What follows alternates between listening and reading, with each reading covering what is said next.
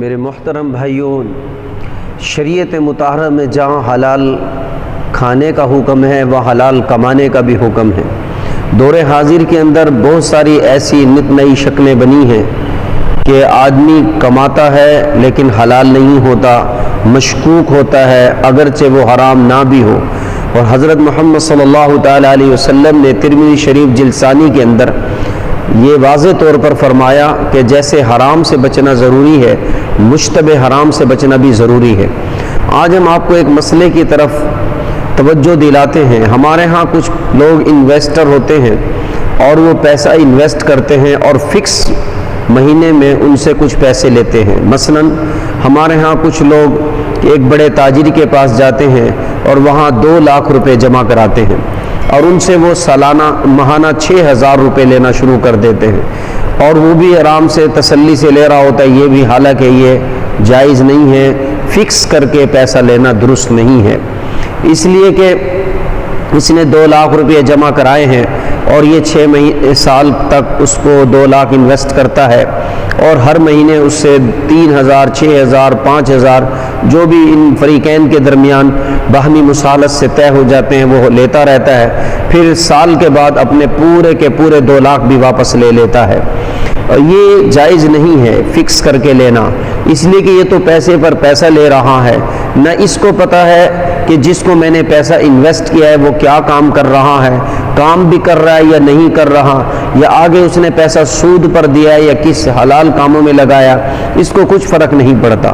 لیکن میں آپ کو آج اس کا حل بتاتا ہوں جس سے آپ کو اتنی ہی نفع ملے گا جتنا کہ آپ لینا چاہ رہے ہیں، لیکن آپ شریعت مطہرہ کے اصول اور قوانین پر جب آپ پیسہ انویسٹ کریں گے تو آپ کو یہی منافع ملے گا جو آپ حرام انداز سے لے رہے ہو۔ آپ کو میں شریعت مطہرہ کے ایک اصول اور ضابطے کے مطابق پیسہ انویسٹ کرنے کا طریقہ بتاتا ہوں جس سے نفع یہی ہوگا لیکن حرام کی بجائے حلال ہوگا، مشکوک نہیں ہوگا، پاکیزہ ہوگا۔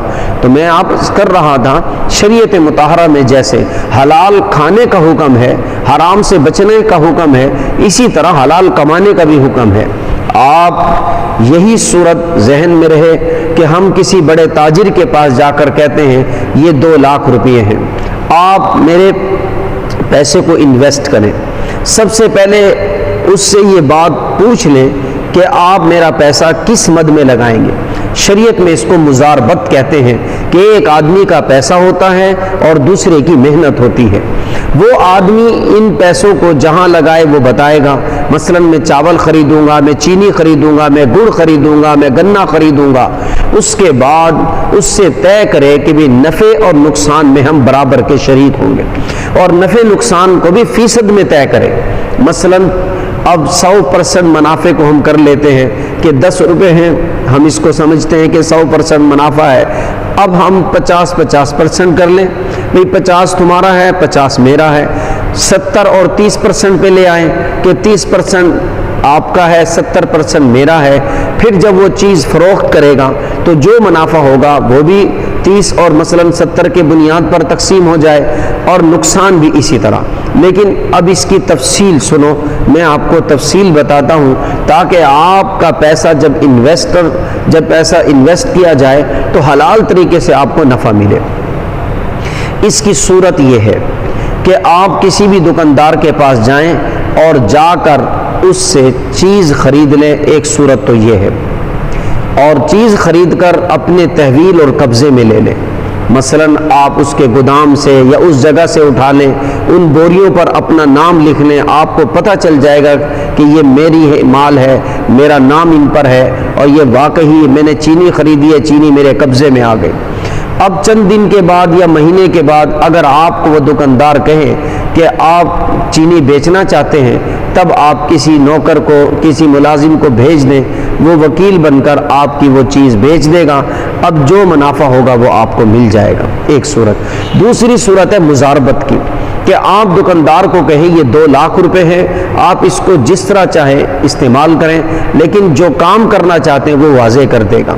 جب واضح کر دے گا وہ پیسہ ان کام میں لگائے، نفع نقصان نمبر 1% میں ہونا چاہیے، اور اسی طرح فکس نہیں ہونا چاہیے، مال کا پتہ ہونا چاہیے کون سا مال میں یہ پیسہ انویسٹ ہو رہا ہے اور کتنے دن کے لیے انویسٹ ہو رہا ہے اور کب حساب ہوگا.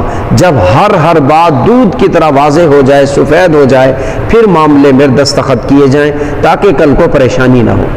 ہمارے ہاں جب شریعت مطہرہ کے اصول پر نہیں چلتے تو سراسر نقصان. ایک تو ہم مشکوک مال کھاتے ہیں، کبھی ناجائز کھاتے ہیں، کبھی حرام بھی کھاتے ہیں.